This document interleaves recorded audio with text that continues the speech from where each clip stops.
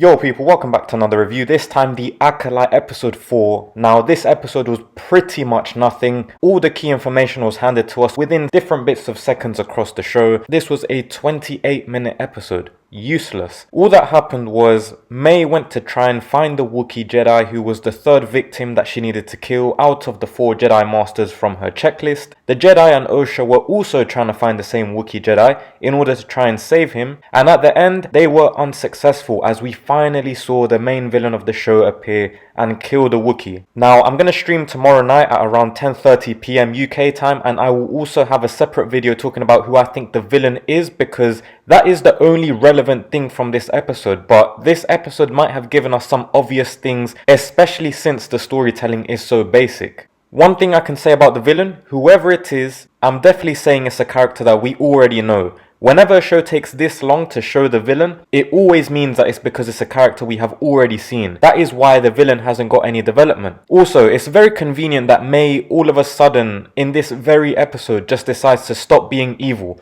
They went all the way to this jungle to try and find the Wookiee, and halfway there, I don't really feel like it anymore.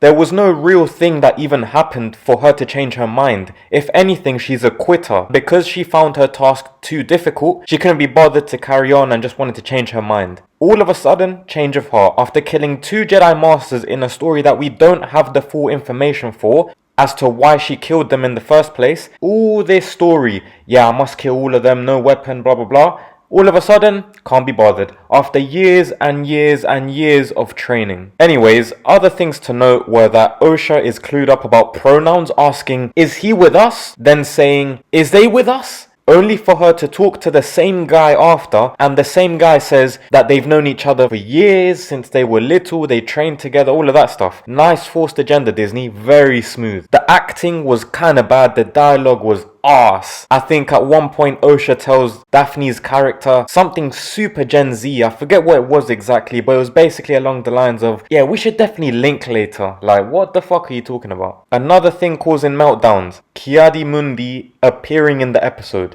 Before the show came out, people were saying they're gonna break canon with the Sith being seen by the Jedi, because Ki-Adi-Mundi himself said in The Phantom Menace that the Sith haven't been seen in a millennia. So what does this show do? It puts that exact same character in the show. He technically shouldn't even be in the show because his species don't even live long enough for him to be alive in this show and for him to be alive in The Phantom Menace. But the Disney shows are active. They stay gobbling up everything that they get thrown at them. Is that extra willy? They take it. Another willy? They take it. And all these Disney shows, they say the same thing. Yeah, well, it's never specified in canon, so there's no real issue here. All of you are making a big deal out of nothing. They can do whatever they want. It was literally stated in Legends, but I guess that's yet another Dave Filoni assisted retcon. These people just cannot think for themselves anymore. They tried to do the whole think by themselves thing. They made the sequels, they made other garbage like Kenobi. Now that they're really struggling, yeah, let's go into Legends, let's copy a lot of their stuff,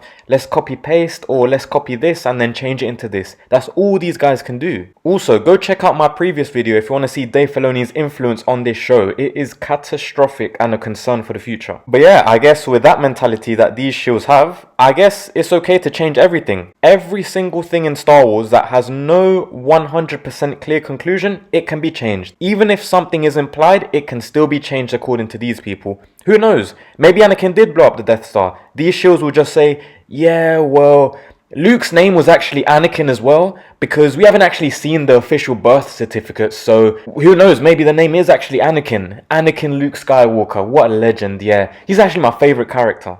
Absolute bots. Now, while I think him being in the show is stupid, I personally don't even care about Ki-Adi-Mundi, so him knowing that there were Sith, and then hiding it from Yoda and all the other Jedi, it makes him look bad, which I have no problem with since I already don't like him. It would, however, make the Jedi look stupid instead of shady. This show is trying to do the whole Jedi are shady, Jedi are dodgy. Who's actually good? We don't know. They're trying to do this question morality thing and make the Jedi look bad in a evil way, which is not how you do it. But yeah, overall, another awful episode. Nothing really to get excited about. Daphne's character has grown on me, I will say that. She seems wise, she's kind of learning. Her brain functions normally, unlike most characters. So, he's kind of just the same character. He hasn't really done much to stand out. He's not really done too much. He's kind of being pushed to the side a little bit. Vernestra just thinks she's the best of all time, so fuck her, and I hope she gets humbled. The pronouns thing was forced.